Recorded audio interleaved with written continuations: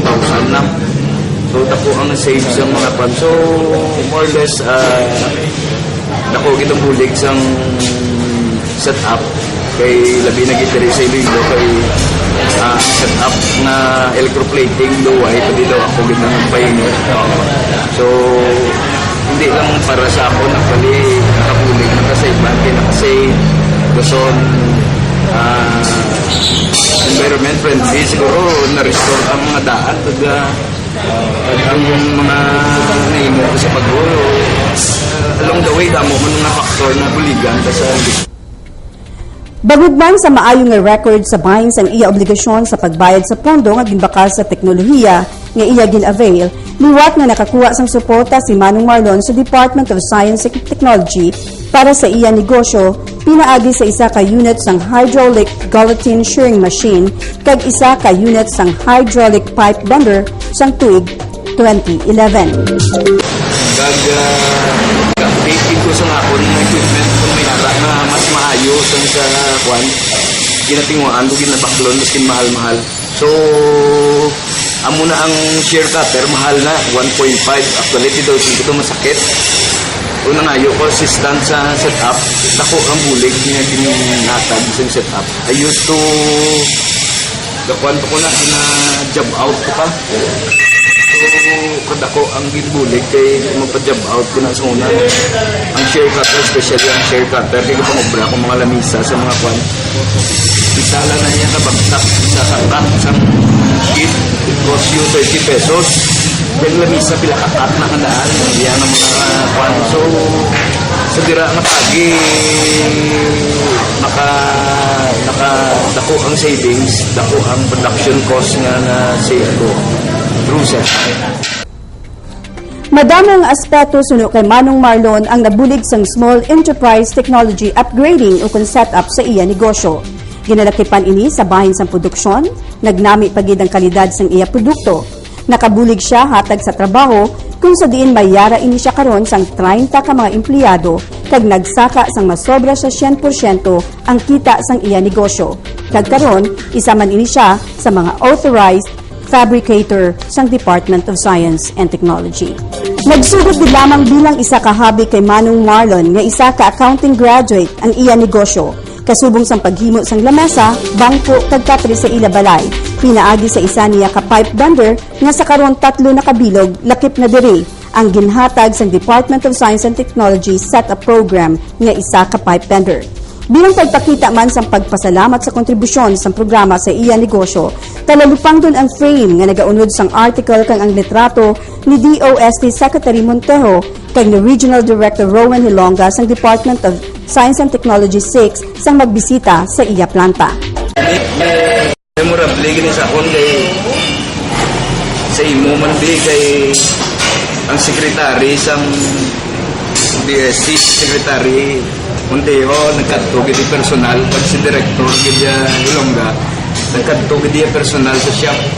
So proud gid ko na iya nga ipakita man ang akon planta, akon shop nga ang secretary gid ang director mismo sa DOST nagkadto gid sa akon shop. Kag ang ila nga ginpaulam sa akon ginapasalamatan ko gid kag arakit ko ya updated ko sa bayad ko sa ila buhay ko ginaguba akong kredito kay para kung makabayad man ko kung sino man mag-avail man pila kadlaw sa setup sa DOST may kwarta ang DOST so may faithful yun yung pagbayad ko so sa sini nga pagi ang pagkuhan sa ni Secretary, actually, pag-meeting namon, pag-convention na last time sa Cagayan de Oro, ipangita-ikit ko kay though nagsulod man sa ulo, yung actually, si Secretary may electroplating man siya pang sa una, nagmumuna sa sakon, pero sakit ko no sa ulo, damo problema, so far, na proud man siya na lipay man siya na ako ya at least na more or less na perfect ko ya kag na tigayon ko ang electroplating. So ining frame valuable gini sa akong ginito ako gini sa newspaper ali dito sa ano, wala nga from one isa pa lang worker ko up to the present nagkuhan gid sa akon nga life personally and sa akong pamilya. Sa mga nagasugod nga SMEs, pila sa mga ginakabig nga alas ni Manong Marlon sa pagpasangkad kag pagpabilin sang iya negosyo amo ang hard work, pasensya, dedikasyon, maayo nga relasyon kag pagtatap sa iya mga empleyado, mangin updated kag mangin customer friendly, pinaagi sa paghibalo sang ila mga kinanglanon and of course, kung ginasaligan sang gobyerno sa mga proyekto dapat tumanon ang mga obligasyon nga ginapatuman. Magluwas kay Manong Marlon Gascon kapinaman sa 5 pagid ka mga dalagko nga metalworking company sa Bacolod ang nabuligan sa programa. Ang merkado sini mga kompanya hindi lamang sa Western Visayas apang nagalabot sa Mindanao kag Cebu. Pinaagi sa paghatag sang spare parts kag equipments sa mga sugar mills, soft drink companies kag construction companies. Isa lamang si Manong Marlon sa mga success stories kung paano ang teknolohiya nakabulig pasanyog sa isa ka SME diri sa rehiyon. Diri sa syudad sang Iloilo, talalipang dunman suno kay Director Hilonga ang nabulig sang teknolohiya sa RG's Delicacies. Yes, kadami kita sa mga success stories na unfortunately wala na ito nakatuwa. For example, ang RG's. Ang RG's is a very medyo classical siya, no? Medyo elegante siya example of how technology can change the SME. Like for example, ang RG's, they started as suppliers sa mga established ng mga confectionery, ng mga pasalubong producers na ito. So nawala na sila nganan. They just supply some generic ng mga products. They don't have a label of their own. No? And sa hulihin, napilaw sila to produce sa ilang own label. But you know, the market is already saturated. Damo na sa nag-produce sa mga products. Ang ilan naman nilang approach is gusto nila i-upgrade ang quality sa ilang mga product. And we are aware na traditionally ang aton nga butterscotch, which is one of their butter products, ginaputo siya sa cellophane lang. So, ang cellophane, ginaputos mo ang iyong mga product, tapos sinatwist mo lang siya. So, with that kind of product packaging, ang iyong mga product na shelf life, mga 4 to 5 weeks na siya. So, what we did was adapt our technology, napadalahan kita sa mga specialists on packaging, ginto na niya ang product, and then we recommended, and they adopted ang bagong packaging nila, which is individualized siya, ng metallized foil. So, binutaw siya dito. So, isa lang yung kanilang impact, no? Of course, nagwapo yung product. So, nabi siya tulukon, no? Attractive na siya sa customer. But that is even not our major concern. Ang major concern naman is that with the adoption sa bagong metallized foil ng packaging, na-eliminate na itong oxidation, ang pagsulod sa air, kag oxidation because of sunlight, kaya ang atong cellophane transparent siya. With those very simple intervention, ang imo shelf life na imo siya ng 4 to 5 months. So, ano silang impact sa company? Ay, silang impact is that instead of just having a window of opportunity, mabaligyan ko na siya in 4 to 5 weeks, I can now sell my products sa period ng 4 to 5 months. So, after 4 to 5 weeks with my old product, spoil na siya. Losses mo na hindi na ako mabaligyan. No? But if my product is able to stay in the market for 4 to 5 months, that means nga 10 times or 5 times longer ang ako na pagbaligya sa product. Kung di siya mabaligya subong, maybe next month. Kung hindi next month, maybe the following month, okay niya ako na ako na product.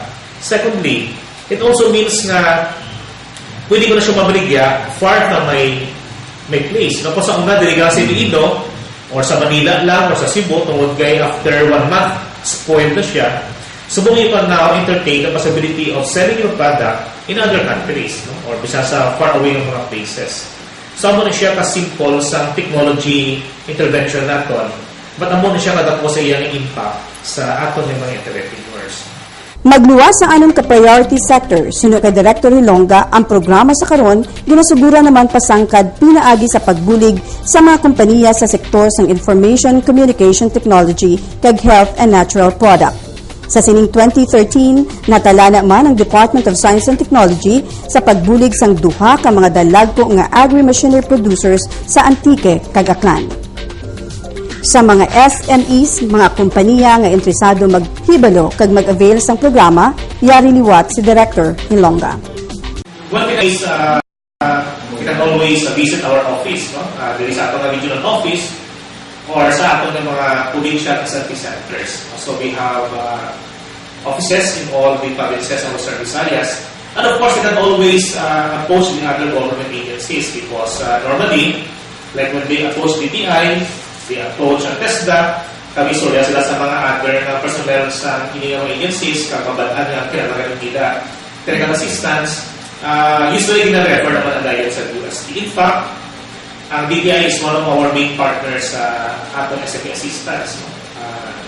We almost don't have any client, hindi siya common na client sa UST kaga DTI. Ang palagaling is that hindi mo makita ang UST because ang pwede mo makita kung nag-organize na ang DTI sa mga trade fairs, ano na siya. But ang UST is before they sell their products, while they are in the process of developing new products or improving in their quality, we are there. So, important lang is that the government, whether it is DTI, DOST, or the local government units, or DOT, or the LGUs, are doing our best to help our SMEs. Thank you. The second round sang bulig o konsuporta nga ginavail ni Manong Marlon Gascon sa idalon sang setup kag ang nagataas nga numero sang mga SME sa reyon nga luyag mag-avail sang programa from 3 companies in 2003 to 47 last year. Nagapakita gid lamang nga amat-amat na nalabot sang programa ang tinutuyo sini nga maengganyo kag mabuligan ang mga SME sa ilang negosyo pinaagi sa pag-adoptar sa mga teknolohiya kag solusyon. Agod mapadasig, mapasanyog ang ila produksyon, kag makakumpit ang produkto hindi lamang diri sa pungsod, apang sa pangkalibutanon nga merkado. Kag diri naman nagtapos ang aton feature on Small Enterprise Technology Upgrading Program sa Department of Science and Technology. Magapanumbalik ang inyo alagad, Lilibet